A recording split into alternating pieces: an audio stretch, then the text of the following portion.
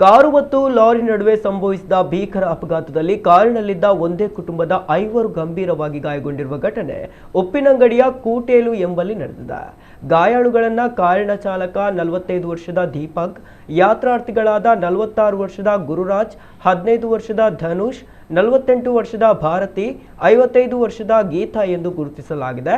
ಉಡುಪಿಯ ನಕ್ರೆ ನಿವಾಸಿಯ ಕುಟುಂಬದ ಸದಸ್ಯರು ವ್ಯಾಗ್ನರ್ ಕಾರಿನಲ್ಲಿ ಕುಕ್ಕೆ ಶ್ರೀ ಸುಬ್ರಹ್ಮಣ್ಯ ಕ್ಷೇತ್ರಕ್ಕೆ ಯಾತ್ರೆ ಕೈಗೊಂಡಿದ್ರು. ಈ ವೇಳೆ ಎದುರಿನಿಂದ ಬಂದ LPG ಗ್ಯಾಸ್ ಸಿಲಿಂಡರ್ ಸಾಗಿಸುವ ಲಾರಿಯೊಂದು ಕಾರಿಗೆ ಮುಖಾಮುಖಿಯಾಗಿ ಡಿಕ್ಕಿಯಾಗಿದೆ. ಡಿಕ್ಕಿಯ ರಭಸಕ್ಕೆ ಕಾರು ಸಂಪೂರ್ಣವಾಗಿ ನಚ್ಚುಗುಚ್ಚಾಗಿದ್ದು, ಲಾರಿ ಚಾಲಕ ದಾಮೋದರ್ ಪ್ರಾಣಾಪಾಯದಿಂದ ಪಾರಾಗಿದ್ದಾರೆ.